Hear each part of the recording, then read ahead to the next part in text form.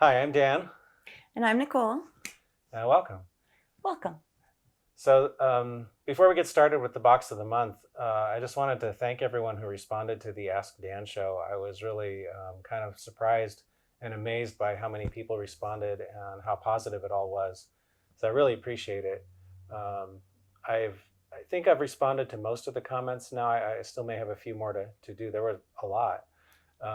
So it made me feel good. And most of the people seem to be saying more or less the same things, to take care of your lovely wife first and,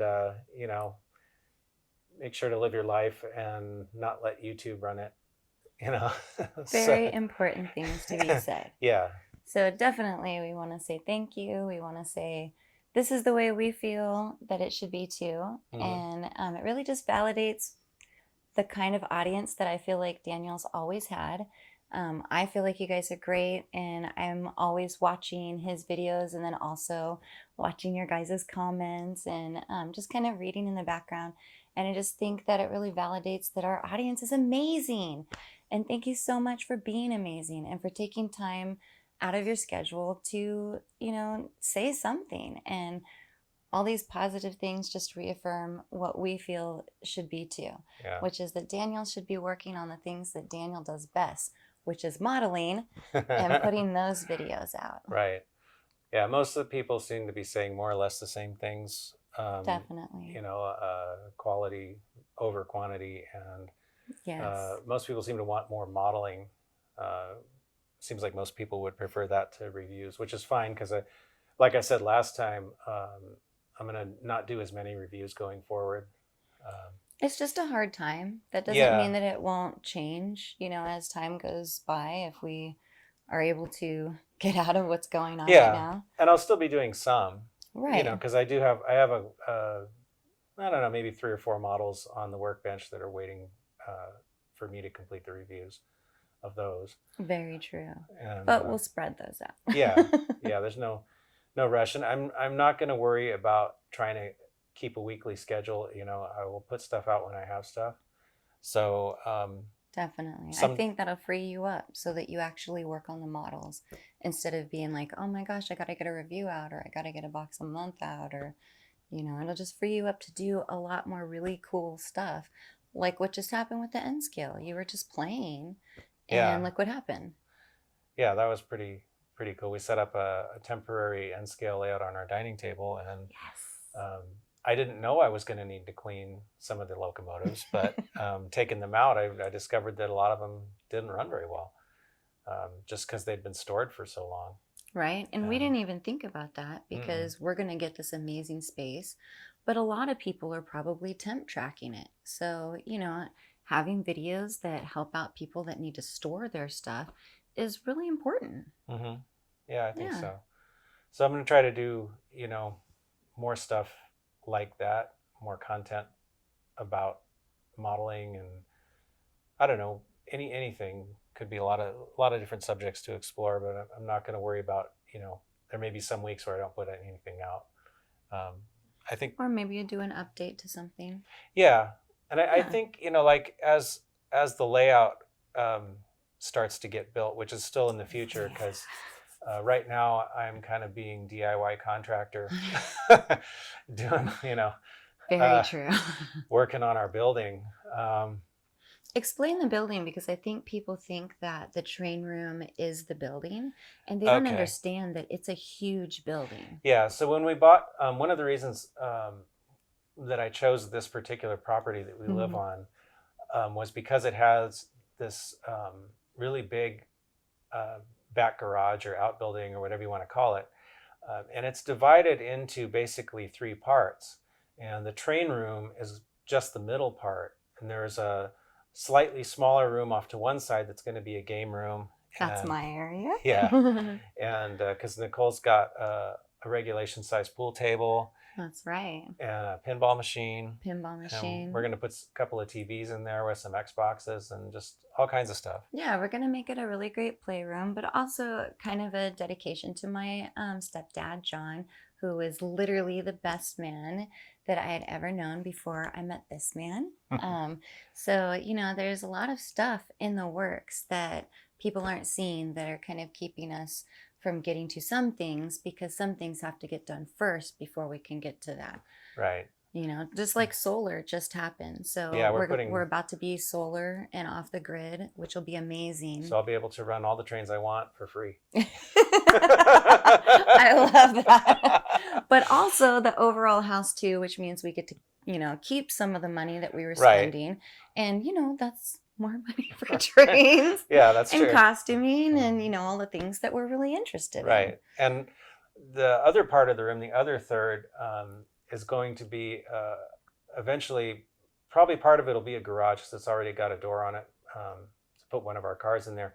But the back part is actually going to be a video studio. Yes. So eventually we'll be doing stuff like this in our own little video studio, which will be really cool. That'll be very cool. Probably still 1.5 to 2 years out, and that's the way it works, just like anybody else. Yeah. There's plans, and you have to take steps, and we're going to get there, and it's going to be awesome.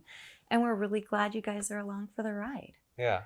So I think it's going to be pretty fun, and I'm just going to be a little more relaxed and kind of let things develop in a kind of organic way, I guess. You know. Yeah, just, I like that. Yeah. It's a good way to say it. Not try to keep a set schedule. I mean, this channel has been an experiment since I started it.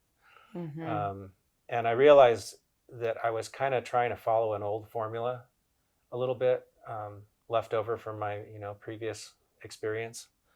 And I realized that I don't have to follow someone else's rule book doing this. You know? Right. You can make your own rule book. Right. Yeah. So what works for you, what works for us is great. Mm-hmm. Yeah. So, but anyway, I just wanted to let everyone know that I really appreciate all the feedback. And, Super. you know, I think it's going to be pretty good. Yeah. So. Oh, also, along with the amazing feedback we got in this last one, we've gotten feedback throughout each video. And, you know, we are going to work on making sure that we do something for the hearing impaired. I feel like, you know, the videos are for everybody, and everybody should have a chance and an opportunity to see what's going on. So we did get a couple of people that asked for what's captioning. Captioning. Yeah, YouTube has some way to do captioning, which I need to investigate a little further. So as we learn, we're going to work towards that and work towards making sure that our videos are available for anybody and everybody, because trains are for everyone. Yeah. Some of the shows, like the reviews and some of the how-tos and things, will be a little easier because I've already written scripts for those. That's kind of how I work, is I do a written script for most of the stuff. Yes. And obviously what we're doing right now is a little more ad-lib, but you know, but I'll go back, harder. I'll watch it all, I'll write it all down, we'll do the work that we need to do, whatever it is, because it's important. It's important that everybody feels like they have an equal opportunity to these, you know, videos and to this channel, because we don't want to cut anybody out, not one person out there. Yeah. So anyway, that's something we'll be working on. Yes. So anyway, do you have anything else? Well, I think we covered it all. Okay. I think so. So let's get to the box of the month. All right, let's do it. All right.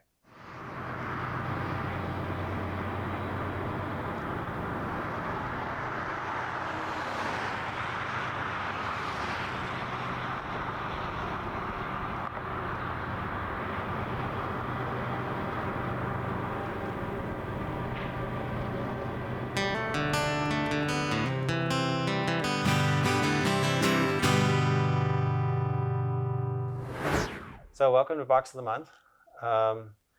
This says fragile Italian vase, but I don't think that's what's in there. I wonder how many boxes you changed from what they are originally to train boxes. Well, yeah, these boxes, they get repurposed, or they have been. Yeah. Hopefully, eventually, I'll be able to recycle all of them and not need them anymore. But oh, what do we got? It looks like a mixed box of different things in here. Yes, that's my favorite. I mean, no offense to engines, because engines are cool. Mm-hmm. But, you know, I like a little box with a little mix and match. This one's pretty. Yreka, right? Yreka Western. If I could say it right. Thank you. Yes, this is an Athearn ready-to-roll boxcar. I love that. Ready to roll. Yeah, this is their, like, less expensive line. They have the Genesis ones, and then they have the ready to roll. Although they've actually done the more recently released in the last, I don't know, maybe 10 years. Ready to roll ones have had some nice detail. They don't have everything, but it does have like photo etched crossover platforms above the couplers, and the end ladders are separate, and the little side ladders are wire, so it's not all molded on detail. So these are cars that are cool because they're pretty easy to, if you want to add more details like the uncoupling levers and the air hoses and all that stuff, you can do that just by getting some aftermarket parts, and then you end up with a car that's, pretty much as detailed as a Genesis or whatever, And then you would just weather it. Yeah, I mean, maybe not quite so much stuff underneath, but I'm kind of the opinion, at least for my own trains, that I care less about what's under the car unless you can see it while it's on the track, because, unless you're modeling a train wreck where stuff's upside down, you're never going to see that stuff. So. No, you didn't say modeling a train wreck. Well, I'm not going to model a train wreck because I like my trains to be nice and running. But some people might want to do that. I don't know. Oh goodness. I mean, I've seen dioramas of people that, especially nowadays, that because of LED lights and stuff, they actually model like airplanes on fire going down and stuff. Yeah. That's awful. That's awful. No. Well, we will not be doing that. No. Anyway, yeah, the Yreka Western's a little, well, I'm not sure if it's still, I guess it's still there, but I don't think it's running. But it's a little short line. It's about 6 miles long that runs between Yreka and Montague, California. Connects with the, what's now the Central Oregon Pacific line between Black Butte and Eugene, I think. There's an interchange in Montague. But they, Corp stopped operating that section of the line south of like Medford. In 2008, and because of the recession, I guess, and then they didn't. I think they're operating it again now, but they weren't for several years, and that was this little short line's only connection with the outside world, so it kind of really hurt them a lot. Oh. But I did take a fan trip up there in 2008, which was really cool. I got to see their steam engine, which I believe has been sold now to. I'm not sure, but anyway, I don't think it's there anymore. And it was it was either the last time they ran that steam engine on the line or one of the last times they ran it. But it was really, I'm really glad that I got to see that. Yeah. Yeah. It's so sad, all the things that I've missed that'll never be, redone. And then everything that's going on right now is just killing even more stuff. So it's like, yeah, I don't know what I'll hard. get to actually experience. Whoa. They're also easy to take apart. What? Is that supposed to happen? Well, the floor is removable. It's not supposed to fall out quite that easily, but if you want to add weight to it, it makes it really easy. Well, that is true. So. Now, if you add weight, and then would you glue it so that it stays together better, or would it not matter because it's not like it rolls upside down? I would probably glue it with something. Still up on this side. Yeah, I know. This is getting, one of the little stirrups is getting kind of crushed. Okay. I will fix this later. Yeah, that'll be for later. Put that and aside. I will hand you this one. Instant project. Instant project. So let's see, what is this? This is an Athearn Genesis tank car for. It's got a green dot. It's got a green dot. Yeah, so did that one. That means that I've already taken care of all the coupler height and wheel gauge and all that kind of stuff on these cars. This is a GATX de Mexico. So it's a Mexican GATX tank car. That is cute. Now, what would they haul in a car like that? Is that liquid? Because it's liquids. around little liquids. Yeah, tank cars haul liquids. They can haul. And this one doesn't seem to be stenciled for any particular commodity. Oh, does it usually have it on the side? Sometimes they do, because a lot of times tank cars are used just for one thing. Because if they want to repurpose the tank car for a different kind of load, they have to clean it out really thoroughly. So there's no cross contamination of whatever was in there before. But yeah, they can haul some of them can haul, or food grade materials. Some of them can haul oil, liquid petroleum gas, different. They have different types of tank cars for different purposes too. Some are longer, some are shorter.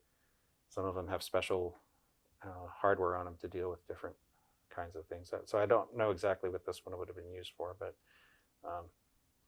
it's a nice kind of generic black tank car for freight trains. Now then, would you put something on it to make it more realistic, or would that be something you wouldn't really care about? I'd have to research it and see if that was something that, try to find pictures of. Assuming, once in a while Athearn makes a model that's not completely accurate, and they just put a paint job on it. So I don't know if this particular car is authentic or not. Okay. But if it is, I would have to look it up and then see if it had the markings on it. If it had those markings, yeah. All right. This one, yeah, the placard holders on this one are blank too, so it doesn't really give you any clue as to what might be in it. So this is a Norfolk Southern SD70. Oh, locomotive. Okay. So here's an engine that doesn't fit my 1990s SP themed Donner layout, but it's cool. Ooh, it's pretty. Wow.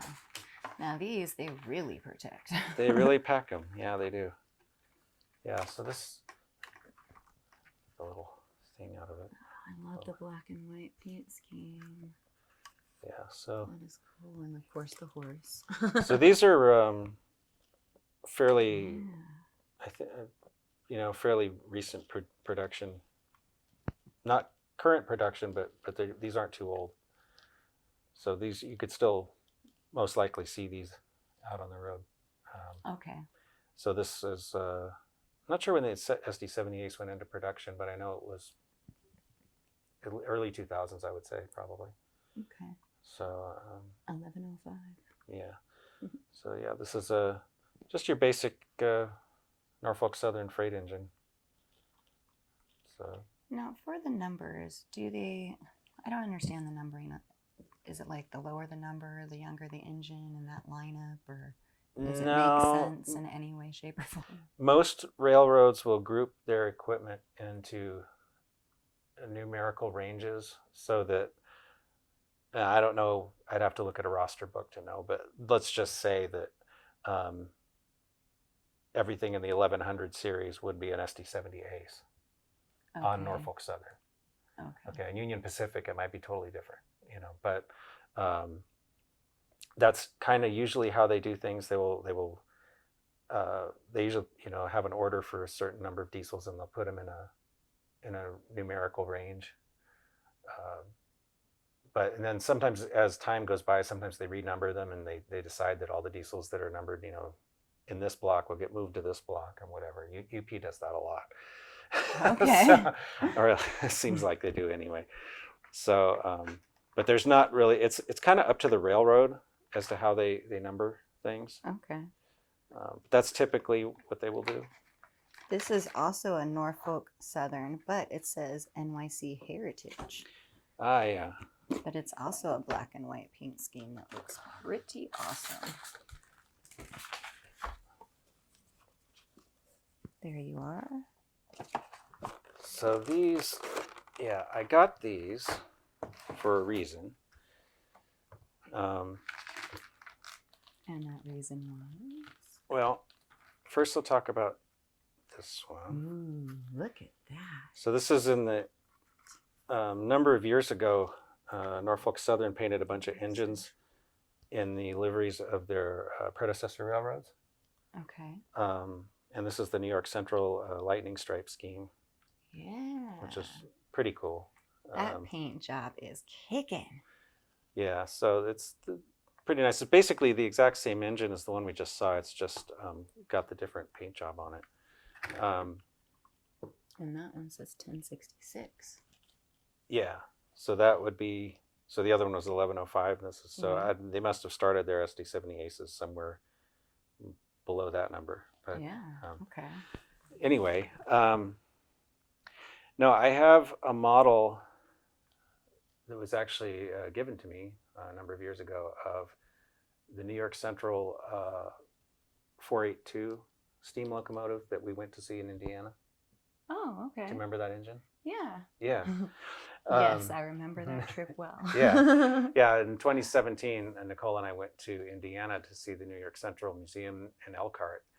On what? On Amtrak. That's right. Yes, we took Amtrak the whole It way. was the best. Yeah. Yes. So that was a pretty fun trip. But anyway, because I got this engine was given to me.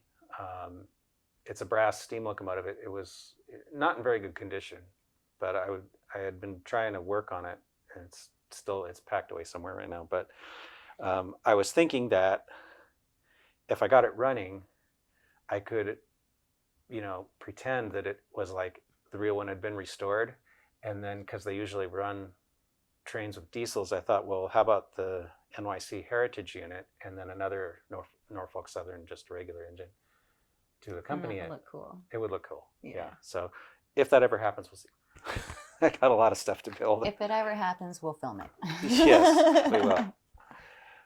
I grabbed this one because it says Oregon, Pacific, and Eastern. Okay. And you had talked about Oregon, Pacific, and Eastern earlier. So this says it's a DD boxcar. That means double door. Double door. Okay. Yeah. Different than women for bras. Yes, different than that. Different. I'm really silly, so No. Yeah. That's okay though. I keep them laughing. Anyway, yeah, this is Oregon, Pacific, and Ooh. Eastern, which was another short line. And look, see the same symbol. Yeah, they have Yeah. basically the same exact paint job. Wait. Because these were both, yeah, there's another one. Yeah. These are both Kyle subsidiaries. Kyle's subsidiaries. Kyle was a short line railroad that was, I think, out in the Midwest somewhere. And they had several other short line railroads that they owned in various different places. Oh. And the Blue Goose was their icon. their logo. Yeah. Nice. Yeah. So this is basically the same car as the Yreka Western car, but just decorated for Oregon, Pacific, and Eastern. Different numbers. Yeah. Yeah. I kind of like short line box cars, even though maybe in the 90s you didn't see them as much as you would have like in the 70s, but I like them, so I'm going to run them on my layout. Because by that time we were probably such a larger. Well, They needed to there have was larger. No, there was moving some stuff kind around. of in the 70s there was some kind of thing going where people there was actually people that invested in box cars because I don't know if it was tax laws or what, but they had like they called it incentive per diem, and I'm not sure exactly how it worked, but basically box cars would be making money even when they weren't being used. I think, I don't know. Somebody out there probably knows a lot more about that aspect of things than I do. So I probably shouldn't say too much because I don't remember all the details. But anyway, there was a time when a lot of short line box cars were showing up more than they do today. So I don't know if they changed the rules or if that became not as cool of an investment or what. But Well, anyway. you have a stack of them. Yes, So we'll have a lot to play with. we will. These two Yreka Western cars are basically exactly the same as the one we looked at earlier. So I think I'll just leave those in the boxes. Right? And I will It's get one out of- this heavy guy. One of those deals where Athearn released the car with several different numbers on it. So I bought, I think, all three. Yeah. For all the different numbers. Oh, there's a project. So this is an Atlas B40-8 decorated for LMX that I bought used at the train shop in Santa Clara for $40. It still has the price tag on it, which is really cheap for one of these. It's an Atlas. These are pretty nice engines. It's got someone else's weathering on it, so I would probably have to maybe work on that a little bit. But I don't know. I think that this was on consignment or something. So I saw it and was like, well, that's a pretty good bargain for one of these. So I bought it. Yeah. So anyway, and lease units can potentially show up just about anywhere. So I think mostly this particular type was used on Burlington Northern, but you know, they could find their way to SP maybe. So Maybe one of these times just have like a train made out of all of the stuff that's not your yeah, well, stuff you know, too. one of the things that I thought would be fun is, you know, it'd be a while, obviously, before we get to having, you know, operating sessions. Peeking. Okay. But, you know, there could be like the serious operating sessions where it's all like, you know, era appropriate equipment and, you know, all that. And then there could be anything goes operating sessions where it could just be, you know, run whatever. And, Right. you know, so maybe you see an SD70 Ace next to a, you know, steam locomotive, which is not something you typically see, but, you know, who cares if we're having fun, right? So, Right. so that's something I've toyed with. This is an engine that absolutely fits into my theme. It's an Which is Athearn, why you were peeking. yeah, Athearn Genesis ST40 M-2 in SP colors. This So is pretty. this is one of the ones that was rebuilt from an SDP45. So it was originally a passenger unit, and they would have had the because when they had steam heated passenger cars, they used to have a little boiler in the back, called it a steam generator. And then this one would have had that removed because, you know, they didn't need that anymore. But SP bought a bunch of locomotives that had several different bodies, but they were basically internally the same. They were all kind of generically called SD40 M-2s. Oh, okay. So this would be one of those. So this is very, very era appropriate for the 90s. Generic body train. Well, sort of and not. You know, they're kind of cool because you got to see a lot of different locomotives you wouldn't maybe have otherwise seen. You know. Okay. So, anyway, but yes, that is a neat one. Let's put that up there so it doesn't fall on the floor. There's the lid for that. No peeking. No peeking. What is this? I don't know. Oh, it's. But you're peeking. Oh, this is undecorated. Completely undecorated.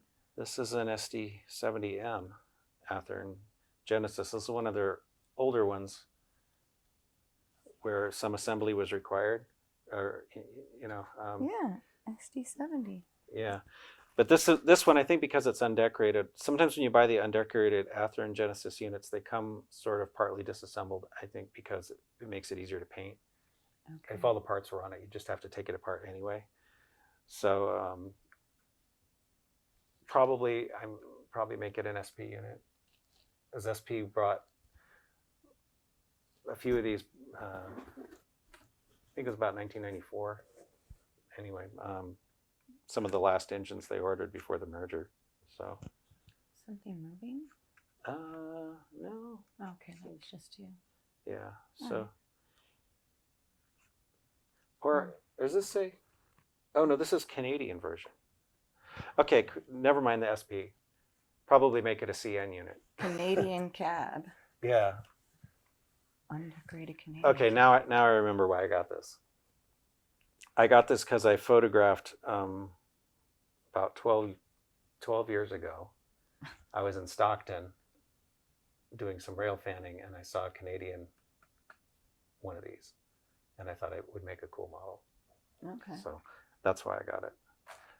So anyway. All right, so and we're ending with this very old box that I thought was interesting. And it was more on top than the bottom, but I thought I'd leave it to the end. Okay. Because usually these old boxes hold cool stuff. Oh, okay. This is an Athearn blue box. Blue box. Blue box. This is like old Athearn. Okay. It's a GP40-2 undecorated, which comes with your choice of dynamic brake or non-dynamic brake roof. This pops out, and I can put this in. Oh, okay.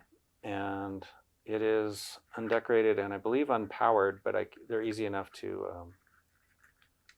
power. I think I already, yeah, these, it has like powered trucks, and it looks like I put wheels on it.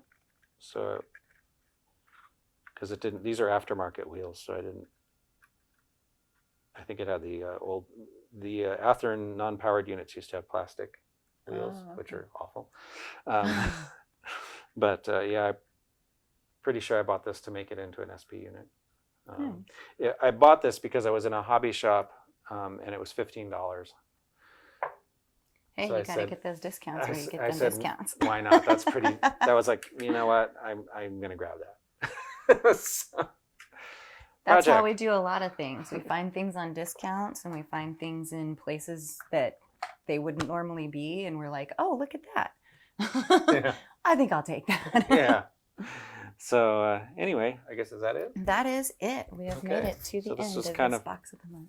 Another mixed box. Yes. Of well, those different are the things. most exciting, though, Yeah. because then, you know, we get to talk about a lot of different things. Yeah. I like those. Okay. So I guess that's it for this month, and thanks for watching. Thanks for watching, guys.